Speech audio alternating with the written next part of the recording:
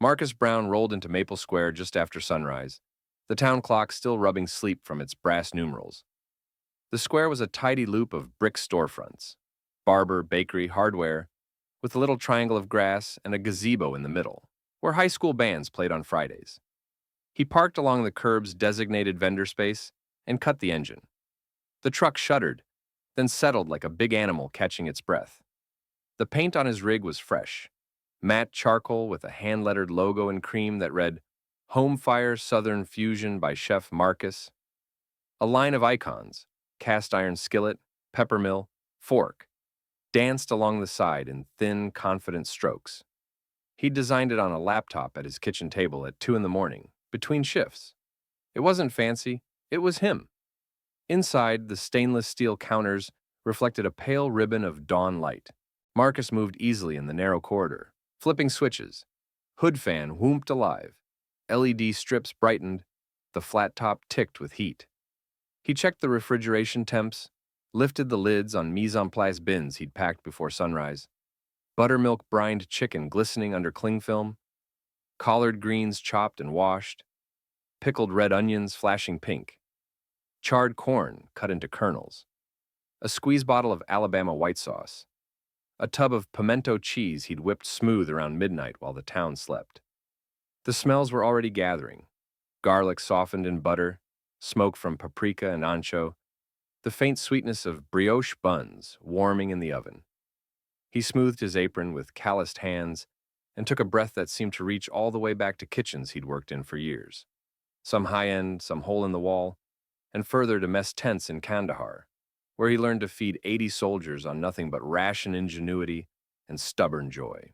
Let's cook, he murmured, a habit. It steadied him like a prayer. He propped open the service window and pinned the menu board where the square could see it. Hot honey chicken sliders, buttermilk fried, smoked chili hot honey, house pickles, brioche low country shrimp and grits, stone ground grits, bacon lardons, scallion, lemon butter pan sauce, smoked mac and cheese, 3 cheeses, toasted cornbread crumbs, greens and grits bowl, collards, roasted sweet potato, charred corn, tomato relish, peach hand pies, bourbon vanilla glaze below, small text, veteran owned. Ask about pay it forward meals. By 7:30, the square began to yawn awake. A jogger slowed to read the menu, smiling as hot honey perfumed the air. 2 city workers dragging cones paused, noses tilted, then shared a look that said, We're coming back. The barber across the street plugged in his clippers, gave Marcus a nod. The bakery owner, a woman with flour dusting her forearms like chalk, carried 2 cappuccinos over. Welcome to the neighborhood, she said, setting one on the sill. On the house. Marcus accepted it gratefully. I'm Marcus. Lena, she said, that smell should be illegal. Part of my business model, he deadpanned, then cracked a grin. Thanks, Lena. He ducked back to the flat top and slid 4 marinated chicken thighs onto the surface.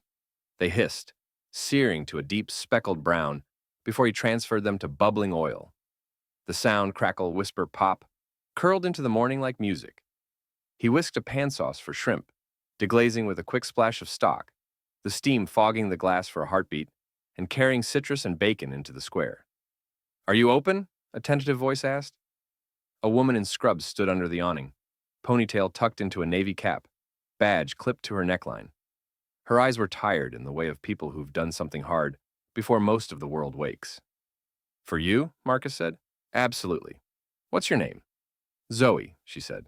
I do nights at St. Barnabas. I can smell that chicken from the parking lot. Zoe at St. Barnabas, he said, tapping the counter like a maitre d'. First customer gets a slider on me. He plated quickly.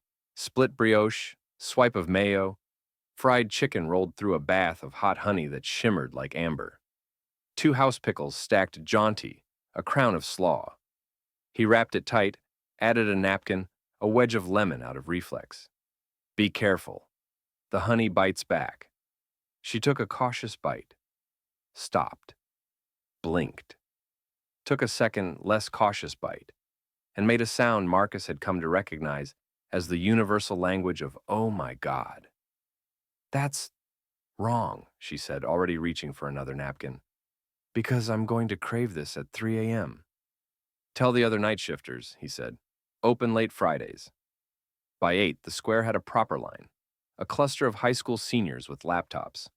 A crew of electricians hauling spools of cable, laughing as one tried to pronounce lardon, a patrol officer in sunglasses who ordered mac and cheese, and then stood off to the side, eyes gone soft as he ate, as if trying not to smile on duty.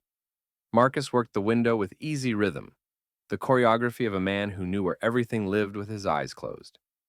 He chatted when there was time, shut up when there wasn't, and never let a basket sit more than 10 seconds once it was ready. A little boy pressed his hands and nose to the stainless beneath the window, leaving twin fogged ovals. What's that? He asked, pointing at a skillet studded with red and green flecks. Tomato relish, Marcus said, tipping the pan so the boy could see. Goes on the greens bowl. Is it spicy? A little. My dad says spicy means it tastes like something. Your dad is a wise man. The dad laughed, sheepish. 2 sliders and a greens bowl, chef. Coming up. Between orders, Marcus checked his permit folder. Laminated papers tucked neatly in a clear sleeve. Town vendor license. County health inspection. Fire marshal sign-off on his propane lines. He'd budgeted more for paperwork than for potatoes. Experience taught him what dreams couldn't. If the signatures weren't in order, someone would find a way to shut you down. As if conjured, she appeared at 8:40, a woman in a crisp white blouse and a coral sweater tied just so, a binder hugged to her ribs like a shield. She paused at the edge of the crowd, lips pressed thin, eyes scanning the truck from bumper to bumper, like she was conducting triage on something she disapproved of. Can I help you? Marcus asked, neutral, handing a bag to the officer with a nod. She stepped forward, smile tight. I'm Karen Whitfield, Beautification Committee, Maple Square Council. She said it the way some people say captain or doctor, capital letters audible. Marcus Brown, he said, chef, owner. How you doing this morning? I'm sure you mean well, she said in a tone that meant the opposite. But this truck is quite large and colorful. We have an aesthetic here. Charcoal gray and cream, he said lightly. Neutral as church. Her eyes flicked to the logo. The smell travels. That's the idea? And the music? She gestured vaguely. He'd forgotten the tiny Bluetooth speaker, humming quiet jazz in the corner. I can turn it down, he said, and did, though it had been barely more than a purr. The line behind her shuffled, not subtly. Someone coughed a laugh. Lena, the baker, folded her arms in the doorway across the street. Karen peeked into the window, nose wrinkling at the sight of collards. Do you have a permit? 3, in fact, he said, sliding the laminated sleeve toward her. Town, county fire, inspected Monday. Temperature logs are there if you're curious. She flipped pages without reading, then closed the binder with a snap. We'll be monitoring. The council meets next week. Food trucks are contentious. We prefer our local businesses. I am a local business, he said, even, not unkind. Just happens to have wheels. Her smile thinned further. We'll see how the town feels about it. Seems like they're feeling pretty good, Marcus said, gesturing at the queue that now stretched to the gazebo. He didn't gloat. He let the sizzle of shrimp and lemon butter finish the sentence. Karen stepped aside, but not away, like a storm moving behind a hill. She pretended to check her phone while she counted customers. Don't let her get to you, Lena murmured, when she swung by for a second cappuccino and a Mac for her baker. She filed a complaint about my sidewalk chalk last spring. Dangerous stuff, Marcus said. Chalk. An epidemic. He slid a hand pie into a sleeve and dusted it with powdered sugar that drifted like new snow. If she comes back, he added quieter, I'll still be here. The rush eased around 9:30. A summer camp counselor collected 8 peach hand pies for a field trip. If they come back sticky, it's on me, Marcus promised. A librarian ordered greens and grits and left a folded 10 in the tip jar with the note for the pay-it-forward meals. Marcus touched the jar before he touched the bills, a small thank you absorbed by the steel. He leaned against the counter for the first time in 2 hours, rolling the tension out of his shoulders. Through the window, the town looked different than it had when he'd parked. Not friendlier exactly, just more familiar, like a face you're learning the lines of. The barber spun a kid in his chair, cape flaring like a magician's. The officer finished his mac and, thinking no one watched, wiped the last of the cheese with his finger. Zoe from St. Barnabas waved on her way to her car, eyes half-lidded with exhaustion and something that looked like relief. A boy lingered where the little one had fogged the stainless. He looked about 12, with an oversized backpack and a notebook clutched like a shield. "You hiring?" he blurted. Marcus raised an eyebrow. "You got a food handler's card?" Not yet." "You good at math?" The boy considered. "Good enough." Marcus nodded. "Come back Saturday with a card and clean shoes. We'll try you on the window." "Name?" "Dre," he said, and that small, dangerous thing, Hope, lifted his voice. "See you Saturday, Dre." The boy trotted off, already thumbing his phone. At 10, a breeze shifted, flipping the corner of the menu. Marcus smoothed it down and looked up to see the square more crowded now than at 8. A cluster had gathered at the fountain, eating off laps and trading bites. A pair of college kids filmed a quick video. "Okay, content time, hot honey slider review," and then forgot the camera in favor of eating. A woman held a hand pie with both hands, like it might run away. Marcus felt it then. The smallest click of something slotting into place. Not success. He knew better than to name it that on day one. Just the sense that the thing he'd imagined, the smell, the heat, the strangers at a window becoming regulars, could live outside his head. He reached for the bell he'd mounted in the corner, a brass thing he'd taken from a thrift store because he liked its stubborn ding, and gave it a quick ring. "Order up," he called, sliding a plate forward. 2 sliders, 1 grits, 1 mac, and a peach pie if you're feeling right. Karen lingered at the far end of the square, watching with a look that promised she wasn't done. Marcus clocked her without letting her occupy more space than she deserved. He had paperwork, recipes, a nephew who needed a weekend job, and a line he'd prayed for when the bank laughed at his business plan. He turned the chicken in the honey, gold light catching the glaze. He layered pickles with the precision of a man who'd once cleaned a rifle in the dark. He folded collards into buttery grits and crowned them with tomato relish that did, in fact, taste like something. By noon, the chalkboard had a line scrawled across the bottom. "Sold out. Peach pies." A small cheer rose when he wrote it. Someone joked about forming a support group. Marcus laughed, shook his head, and promised more tomorrow. As he closed the window for a 15-minute reset, he caught his reflection in the glass. Apron streaked, forearms shining, eyes bright in a way he hadn't seen in a while. "Day 1, he said to no one, the fan humming back his words. "We're just getting started." By the second week, Marcus's truck had become a fixture in Maple Square. Lunchtime saw lines curling around the fountain, office workers ducking out with takeout bags, kids begging for peach pies after school. The square smelled of hot honey, smoked cheese, and collards, and for many, it felt like the town had gained a heartbeat. But not everyone welcomed it. The first complaint. Marcus found the notice folded under his windshield wiper one evening as he was closing down. It was typed on crisp council letterhead. "Your food truck has been observed creating congestion in Maple Square. Please be aware that town beautification standards discourage temporary structures or unsightly commercial vehicles in historic areas." He read it twice, the words "unsightly commercial vehicle" echoing louder each time. He tucked the paper neatly into his permit binder and exhaled. "Here we go," he murmured. Karen at the council office. The next day, Karen Whitfield marched into the town council office, heels tapping like gavels on tile. She carried her trademark binder, bulging with tabs, documents, and printouts of photos she had taken of Marcus's truck from every possible angle. "Look at this," she declared to the clerk at the front desk, thrusting a glossy print toward him. It showed Marcus's line of customers, stretching halfway across the square. Chaos, obstruction, an eyesore. How is this allowed? The clerk, weary from years of Karen's campaigns against sidewalk chalk, holiday lights, and unapproved porch colors, gave a tired shrug. Chef Brown's paperwork is in order.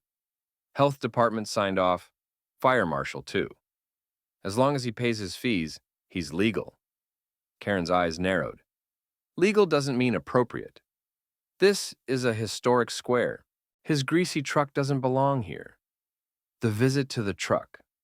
That weekend, Marcus was plating shrimp and grits when Karen appeared again, binder clutched like a shield. She didn't order. She didn't smile. She simply stood at the window, letting the smell of lemon butter and scallion curl around her with disdain. "Mr. Brown," she began, her tone sharp and deliberate, "I've received multiple complaints about this truck." Marcus raised an eyebrow. "From customers?" He gestured at the line of people snaking down the sidewalk. "From concerned residents," she corrected. "Your presence here cheapens the square. This is a place for boutiques, for family businesses with storefronts, not greasy trucks with blaring fans and lines of loiterers." A hush fell over the line. Customers shifted, frowning. Lena, the baker, who'd slipped into line for her lunch, crossed her arms. "Funny, Karen," she called. "I run a family business, and I eat here 3 times a week." Someone chuckled. A college kid muttered, "Yeah, beats the chain pizza place." Karen's smile thinned, but she didn't back down. "Consider this your informal warning, Mr. Brown. The Beautification Committee will not allow Maple Square to become a carnival ground." Marcus's voice was calm, but his jaw was tight. "Ma'am, I served food in tents in Kandahar with nothing but canned rations and a hot plate. I've served in diners and white tablecloth restaurants. This truck, this is the best food I've ever made, and I'm not going anywhere." The crowd clapped softly, a ripple of support that made Karen's face flush red. She snapped her binder shut and stalked off, her heels sharp against the brick. Marcus's reflection. That night, after scrubbing the griddle clean and tucking away the prep bins, Marcus sat alone on the step of his truck. The square was quiet, the gazebo dark, the fountain murmuring. He pulled the folded complaint letter from his apron and read it again. Unsightly, doesn't belong. He'd heard those words before, too many times in too many forms. But this time, he had a line of people who tasted his food and tasted him in it. Karen had her binder, Marcus had his truck, his recipes, and a community that was beginning to choose sides. And though he wouldn't admit it aloud, part of him already knew. The battle for his food truck was only just beginning. The following week, Marcus began to notice the shift. It wasn't the long lines, those were still there. It wasn't the smiles from kids clutching peach pies, or the nods from office workers hustling back to their desks with sliders in hand. No, it was in the murmurs, whispers, glances that lingered a second too long. Karen's campaign had begun. Rumors in the square. At the farmer's market on Saturday, Marcus overheard 2 women at the flower stand whispering.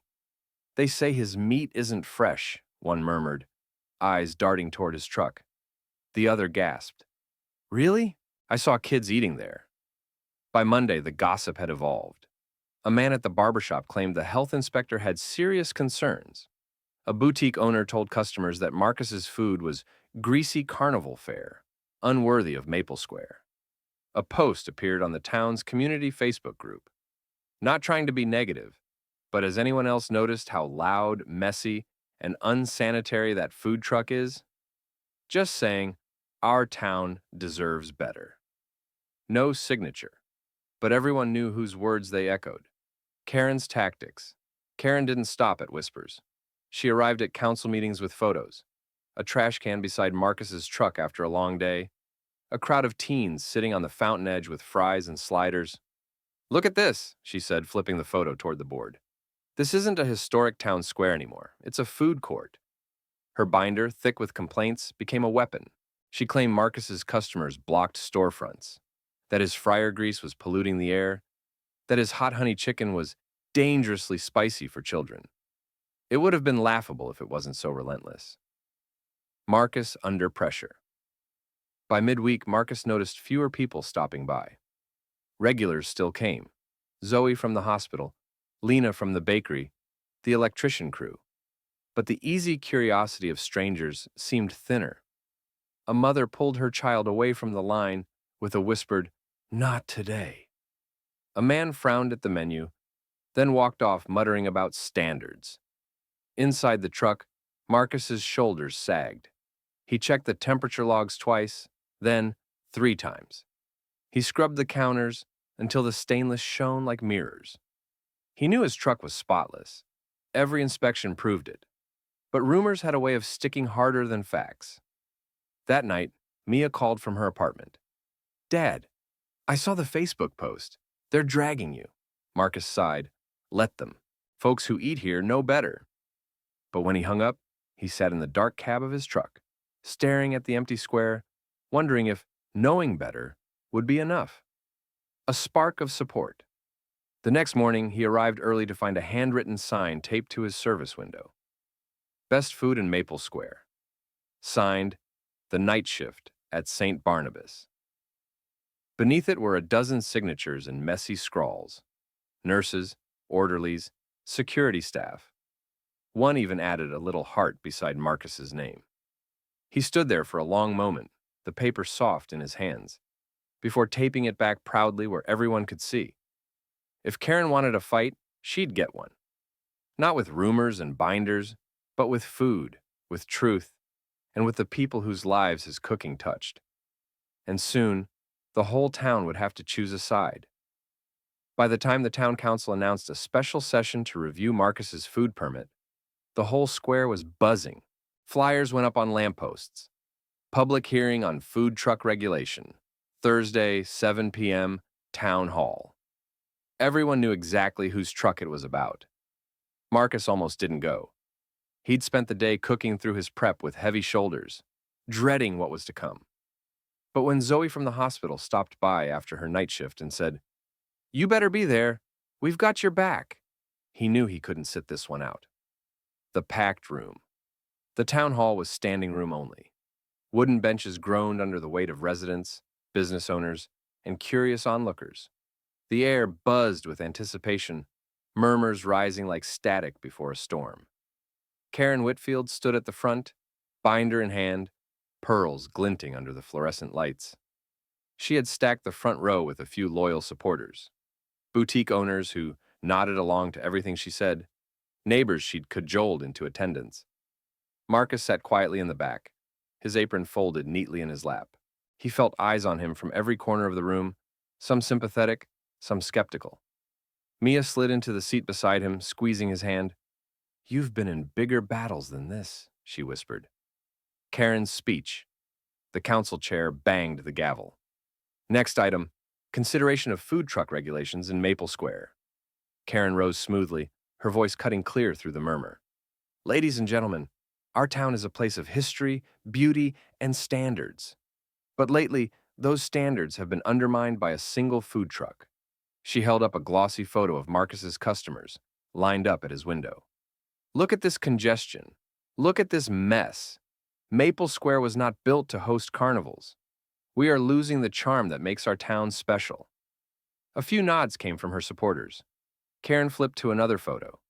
Teenagers sitting on the fountain steps with sliders in hand. Loitering, noise, trash. And do we even know if his food is safe?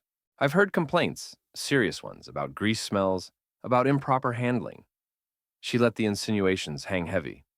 Revoking this permit would not be personal, Karen finished with a thin smile. It would be protection. Protection of our town's character and our citizens' health. Marcus's turn. The council chair looked toward Marcus. "Mr. Brown, would you like to respond?" For a moment, Marcus stayed seated, feeling the weight of the room pressing in. Then he rose, adjusted his jacket, and walked to the podium. His footsteps were steady, his voice quiet but sure. "My name is Marcus Brown. I'm a chef, a veteran, and the owner of Home Fire." He paused, letting the words settle. "I've cooked in fine dining kitchens. I've cooked in war zones, where we stretched rations to feed men who hadn't eaten in days. And now, I cook in a truck, my truck, because it's the only way I could afford to bring my food to this town." He pulled a clear folder from under his arm, placing it on the podium. "Here are my permits, signed by the town, the county, and the fire marshal. My health inspections are spotless. My truck is clean enough to eat off the floor, though I don't recommend trying." A ripple of laughter broke through the tension. Marcus's eyes softened as he looked out at the crowd. "Food isn't just business to me. It's community. It's a way to bring people together, to give comfort at the end of a shift. to give kids something to look forward to after school. I've seen smiles in that line that tell me what I'm doing matters. He let the silence hang, then added, if that's unsightly, maybe we need to rethink what beauty really is. The reaction. The room erupted, not in chaos, but in applause. Neighbors stood, clapping loudly. Zoe from the hospital cheered. Lena from the bakery shouted, "Tell him, Marcus!" Even the police officer, who'd become a quiet regular, gave a subtle nod from the back. Karen's face went crimson. She snapped her binder shut, lips pressed so tightly they nearly disappeared. The council chair banged the gavel again, but it was clear. The battle lines were drawn. Karen had rules and rumors. Marcus had people, and the people were louder. The meeting ended with no vote that night, only the promise of deliberation. But as Marcus walked out of town hall surrounded by handshakes and pats on the back, he knew something had shifted. This wasn't just his fight anymore. It was the town's. The morning after the town hall meeting, Marcus expected to wake up to silence, or worse, more rumors. Instead, his phone buzzed nonstop with notifications. Zoe from the hospital had posted a photo of her and her coworkers holding sliders in their scrubs. The caption read, "Night shift fuel. Cleanest, kindest chef in town. Home fire strong. We stand with Marcus." Within hours, it had been shared hundreds of times. Families added their own pictures, kids with peach pie glaze on their chins, college students grinning with takeout boxes, even officers posing with foil trays of mac and cheese. The hashtag spread, #, home fire strong. The square transforms. By Friday, the quiet brick square looked more like a festival ground than a battleground. Dozens of residents had organized what they called Food Truck Friday. Banners strung across lampposts, live music near the gazebo, and Marcus's line stretched farther than it ever had. Other local vendors showed up too, not to compete, but to join in. Lena the baker set up a table of sourdough loaves beside Marcus's truck. A farmer sold crates of fresh peaches for pie making. Even the barber offered free haircuts for kids. "This is what community looks like," someone shouted as music played and children danced on the fountain steps. Stories flood. And a man in a wheelchair rolled up to the window, clutching a sign written in thick black marker. "Chef Marcus made me a pay-it-forward meal when I couldn't afford groceries. Now I'm paying it forward again." He dropped a 20 into the tip jar. Behind him, a mother of 3 told anyone who would listen, "Marcus stayed open late one night just so I could grab dinner after my shift. People like him make this town better." Stories like these spread faster than Karen's binder ever could. Karen's frustration. Karen, of course, wasn't idle. She stormed into the square that evening, glaring at the music and the laughing crowds. "This is chaos," she barked to anyone within earshot. "We are losing control of our town." But her words were swallowed by the cheers of families clinking lemonade cups and by the smell of hot honey chicken drifting over the square. Even her usual allies, some boutique owners, had switched sides, realizing the crowd outside the truck meant more foot traffic in their stores. "Business is up," one whispered with a shrug. "What's she even fighting for?" Karen stood at the edge of the festival, binder clutched against her chest like a shield, but no one listened. Not anymore. Marcus's moment. As the sun dipped low, Marcus leaned out of his truck window, sweat on his forehead, apron streaked with flour and honey. He looked at the crowd, neighbors dancing, families eating, students snapping photos under string lights, and felt something click deep inside. This wasn't just a line of customers anymore. This was a statement, a choice. The town wasn't choosing Karen's rules. They were choosing his food, his story, his presence. They were choosing him. Mia appeared at his side, grinning as she handed out napkins. "Dad," she said over the noise, "you didn't just win them over. You brought them together." Marcus smiled, eyes shining as he rang the brass bell by the window. "Order up," he called, his voice carrying over the square. And this time, the cheer that answered him felt bigger than food. It felt like victory. The town council chamber was overflowing the night of the vote. Every seat was filled, and people stood shoulder to shoulder along the walls, their voices hushed but charged with anticipation. Marcus sat near the back, his apron folded neatly on his lap, Mia beside him squeezing his hand. He tried to appear calm, but his stomach twisted with nerves. After weeks of complaints, rumors, and battles, it had come to this. Karen was already at the front, binder stacked high with papers, her pearls catching the overhead light as if they might lend her extra authority. She looked out at the crowd like a general surveying troops, certain she still held command. When the gavel came down, she leapt to her feet. "Council members," she began, her voice sharp, "our town is under threat. This truck, this greasy carnival on wheels, is destroying the character of Maple Square. We've endured noise, congestion, trash, and loitering. If we do not revoke his permit, we set a precedent that any truck, any vendor, can roll in and cheapen the beauty we have built here. This isn't personal. It's about order, about standards." The audience shifted restlessly, murmurs spreading.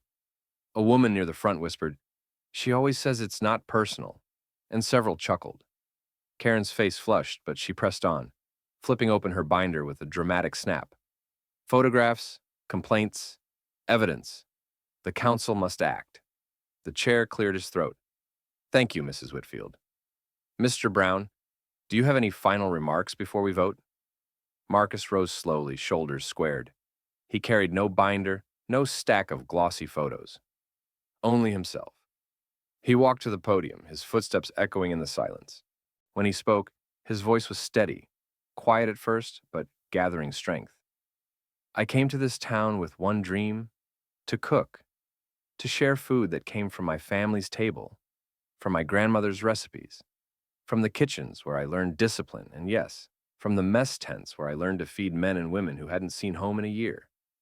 I've done everything by the book. My permits are clean, my inspections spotless. The only thing I've added is flavor and community." He paused, letting his eyes sweep across the faces before him.